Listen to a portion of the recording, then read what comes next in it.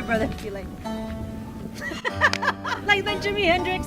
Remember when Jimi Hendrix? Yeah. He's my brother's like this. Jimi Hendrix. When did he Jimi do Hendrix. that? Remember when he's like he sets his guitar on fire? Oh, okay, that yeah, moment. and he's All like, right. We used to do that when she was this big. Hey.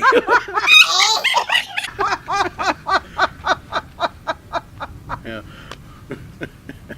terrible. All right. So, I'll just welcome do to Red Road Journeys, and we're talking about sacrifice and change. So, obviously, there's some things that need to be sacrificed. If a person really wants to jump into recovery boot camp, right, a whole different culture, there's a lot of things that have to be sacrificed for your emotional nature, and you don't have to do everything at once. For maybe physical self, making a living, these different life dimensions. That's what I mean by life dimensions. Relationships, that's one dimension. Your legal life, right? That's another dimension. Absolutely an important factor for us. But once you have made a sacrifice in some of these areas, like say, Jackie, you made a lot of sacrifices for your legal life, because I know you're on probation for like the longest time. And when you finally had a clean legal plate, what did you do with your new clean legal plate? She was not on probation. I was never on probation. I'm kidding. That That was me. My new plate consisted of a clean slate, which was really nice because when I work the steps, it allows me to have that clean slate. My side of the street is clean, and so now I can start to fill it with new stuff. And part of that is like, where is my spiritual development on this plate? Where is my emotional development on this plate?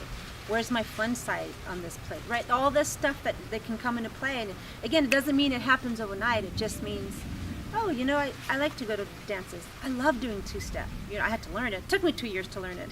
I'd go to functions, and I'd be like watching everybody dance. I'd be like, oh, I'm just here to check it out. And then one day I was like, that looks kind of fun. So I asked one of the ladies who is an awesome two-stepper, her and her husband. I was like, hey, can you show me how to do that? But back over here where all the chairs and tables are at. So she showed me how to two-step, and after that, like, you can't get me off the floor. Like, because my plate is clear enough now to learn how to be sober and have fun two-stepping without it being a sexual romantic thing. It's just a bunch of us girls go out there and just go two-step with each other. Like, how fun and awesome is that? When you're dancing, you can look at everybody else's plate and go, right? Wow, man, that plate's got too much leftovers. That's too many leftovers on there. That's all dried and crusty. Right. That's just bones on there, man. What do you mean? That plate's too perfect. So, like, right, and how do or that's a fake plate. My paper plate. It's just a paper plate. It's gonna fall any minute now. But like, and I figured out I love how to do woodwork. Like, get the sanding machine and like and figured out how to take off the old knobs and put on new knobs and go shopping. Oh, that look cool with this, right? Like, I fill my time up. Besides, when am I gonna go drink? Who am I gonna go drink with? Who am I gonna go scam off of? So in other words, you were creating like hobbies, recreational life? A new life. Because it became more than just a hobby. It became a new life. Rather than my life being focused on drinking and using. It's like, dude, there's so much more now to do. What about gardening? What about my education development? Should I go back to school? Should I, right? And like all this, and things fall into place of because I'm doing the right thing. You know, in 12-step programs, without naming specific ones, but in 12-step programs, step 2 is, what was it again? I should know. It's only been 31 years. Basically having a vision of a sane life, right? Being restored to sanity. That's it. But in order to be restored to sanity, what they're really talking about is you have to have a vision of what you want your life to look like. Because everything has to, if something wants to change, you have to have a vision of what you want to become. Like when I was 20-year-old, newly sober, didn't even have a GED, 9th grade dropout, going to meetings with those college students, I started having a vision of, you know what, I really like to go to school. I could see myself doing that. you know. And I mean, that's how I became an alcoholic in the first place, because I started having a vision of what it means to be an adult. I want to be cool, you know. I want everybody who's cool drinks. So in sobriety, you have to start having a vision of what you want your life to look like in these different life dimensions, in that clean plate of relationships. All right, I've been sober for a year. In fact, I remember after being sober for a year and single for a year, which was, and my sponsor told me, you know, no relationships for a year. And thanks to my charming personality, it wasn't that hard to do, right? But then after I got to in my second year, he told me, you know, I want you to do it again for another year. And of course I didn't. My plate, I had a lot of leftovers still. Still spoon feeding. But they're all, yeah, you're kidding. And so, but I jumped in a relationship anyway, and I had a vision of what I wanted a relationship to look like, but you know what? I didn't know enough about me yet. Exactly. It was that relationship became kind of my higher power in a lot of ways, and there was a lot of, I didn't know how to handle heartache too.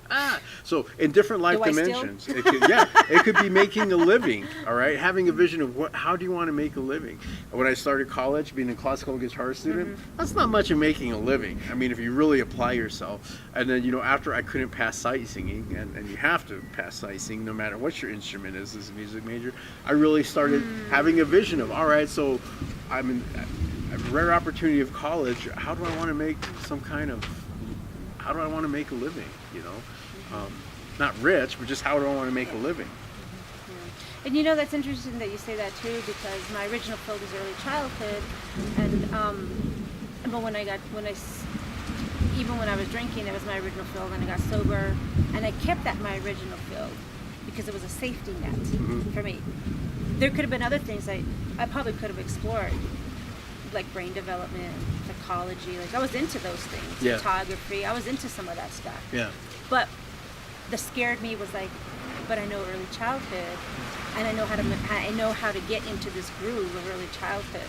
So I wasn't willing to sacrifice that, and it wasn't until just recently when I went into the field of massage therapy, I was like, wow, that was such a safety net for me that I wasn't willing to let that my professional growth develop into something that I am now, which is like so beautiful and spectacular that I'm surprised I didn't get into it earlier, because that's just so me that the only thing I can say was that I was just scared to move into something else because it was so familiar, and I didn't want to change that familiarness. You know, I saw a documentary a long time ago, a Native American documentary. I can't remember exactly the name, but I think the one thing I heard, a phrase a medicine man was talking about, or somebody was talking about when an urban Indian went into the sweat lodge. He says, you know, when they come out of that sweat lodge, they're like a person who's recently discovered their own face. You know, like, oh, here I am. I've been here this whole time.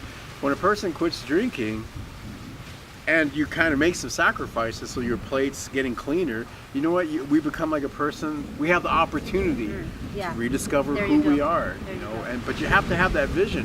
If a person doesn't have that vision, we become the environment. We become the what? The environment. And usually the not so good things about that environment, right? And we relapse. You know, just like say you have a teenager who drops out of high school. All right, drops out of school. Now they're just in the hood kicking it, right, with Beavis and Butthead around over there at Highland, right? And I mean, they become part of the environment, right? Next thing you know, they're on the news and they're dealing drugs. They're in a gang. They all kinds of gang tats and shit like that. But they become the environment. So when a person quits drinking, you get to that second step. Really start developing, what you want your life to look like. You even go to a good thing exercise to do with people is go to Google Maps, and Google Maps is awesome. And just explore the world. If you were to have a 1 month in 5 years, if you were to take a 1 month vacation anywhere in the world, what would that look like? Heck, you could spend a week just going around Google Maps. In fact, one time I took a trip from Albuquerque to Flagstaff, all on Google Maps, because you can go like every 20 feet on I-40.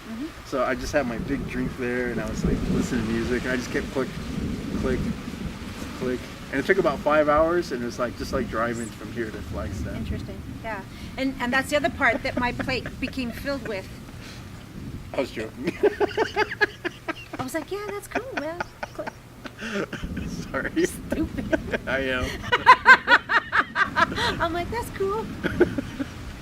No, that's the other thing. Like I started to do in my clean plate was like go outside of the city limits and Yeah. like, go out and go check out places. Me and my car, and my well at the time my baby, and we would just go out all over the different places. We go out to Indian sobriety campouts and all these other different functions, and the drum was going to set up here. Well, I'm going to go set up with you guys. Let's go over here. We go set up all over the place, different powwows and different events, sober functions, and that was really nice. And that's how my plate became full again, because I think some of us are worried about, what am I going to do now? What am I going to do now? Yeah. And it's like anything. Yeah. You have the whole world to go explore now. You have your whole inner self to go explore now. It's not just no longer contained to and focused in on my drinking. That it's open now. The doors are wide open, which means, yeah, I can go get my GED. Yeah, I can go help my children get their GED. Yeah, I can go start this, or I can complete this. Oh, I remember when, I was younger and I loved, I don't know, photography or something. Oh, yeah, that's well, a now cool- I can go into that because I don't have to worry about drinking. I can focus in on my camera or whatever that is. Everybody's going to be different, but whatever that is for you, and how is that going to look in this moment of my sobriety? So it becomes interesting, and I find out that I have a pretty interesting life. You know, and it develops further and further, because As time I goes remember on. when being 20, it was on the mind of most 20-year-olds. What is my interest when I'm 20? Well, I know. Well, see, I wanted to be a photographer, and that was my Oh, dream. Was that's cool. I'm gonna be a photographer. I'm gonna go to Las Vegas, because I see all those mags they have in the little newsstand, but you know, just kidding. Then it changed. I'm gonna take pictures of flowers. Actually, I think we're gonna stop now, because I think we're gonna get struck by Okay. lightning here. Yeah, a little bit. I can feel a little bit of sprinkles. Yeah, that's the spirits are telling us.